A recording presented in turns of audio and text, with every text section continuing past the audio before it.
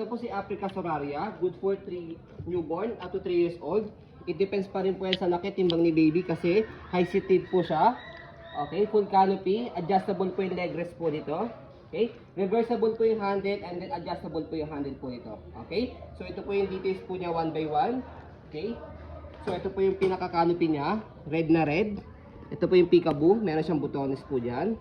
Okay, ganoon rin po sa kabila.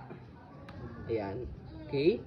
So kapag pinod po siya, meron po siyang lock dito sa gilid. Angat nyo lang po siya kapag ayaw nyo i-full canopy. Pag gusto nyo pong half lang. Okay? So, ayan po yung seating pad po niya. 5 harness. Seat na sip si baby. Wala po yung putol. Okay? Ayan. Ito po yung pinaka front handle. Okay? Press nyo lang po itong sang side na to pag ilalagay po si baby. Ayan. Okay? So, yung leg rest niya, adjustable po yan pagka nakahiga, saka nakaupo. Pag gusto niyo po nakahiga, ayan, push niyo lang po yan. Okay? And then, ihiga niyo po rito sa likod. Ayan. As you can see, malapad po siya and then, mahaba. Okay? Kaya, possible po, fitted po ito around 4 years old and up po. Okay? So, kahit hindi na po kayo bumili ng extra cushion pad kasi meron na po siyang pad po dito. Baliktaran yan. Okay? Baliktaran po yan. Okay? So, kapag inupo po ninyo, dito po siya inadjust sa likod. Papakita po namin sa inyo later. And then, push nyo lang po ito backward pag nakaupo si baby. Ayan. Okay? Para mag-lay down po itong cushion pad po niya. Okay? And then, regarding naman po sa footrest niya, ito po yung footrest niya. Ayan, tapakan ni baby. Okay? So, yung gulong, ayan, hindi po siya pudpod. Easy to maneuver, nag-swivel. Ayan. Okay? So, may stopper siya. Ito. Pag one way lang, or i-held si baby, hindi siya mag-swivel. Ayan, hindi na siya nag-swivel. Angat lang po para mag-swivel ulit. Okay? So, yung body frame niya sa right side, okay na okay po yung body frame niya. Ayan, okay.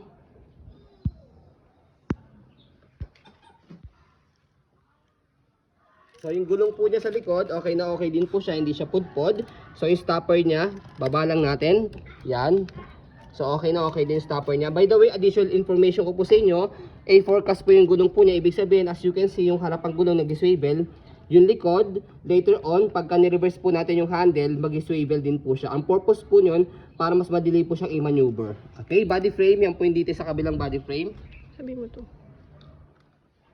Kasi sa newborn eh. Ano to? May ganyan. Let's sa newborn. Okay, so regarding naman po sa handle niya, ayan. So, ayan yung handle niya, meron lang siya ditong konting chips. Ayan. Okay, so reversible and adjustable po ito. May button dito, press nyo lang po yan. Depende po sa height ni baby. Bagay po ito sa mga matangkad na parents.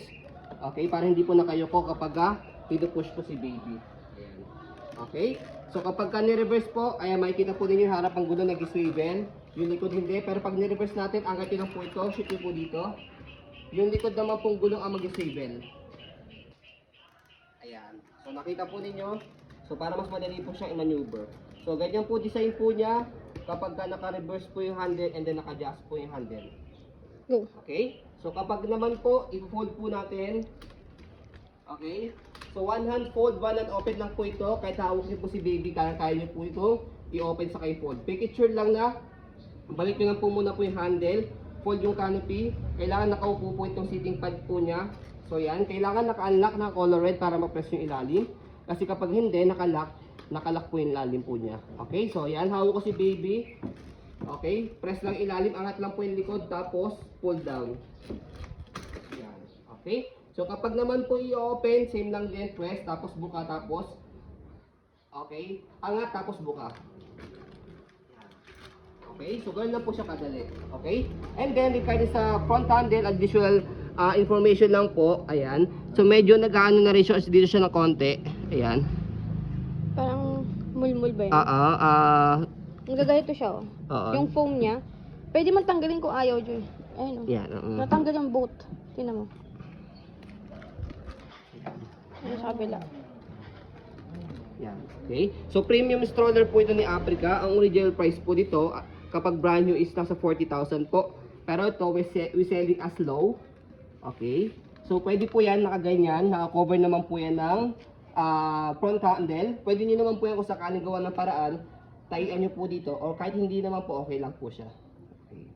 So, ayun po. As you can see, very very details po kami sa pag-video kasi siya policy po namin.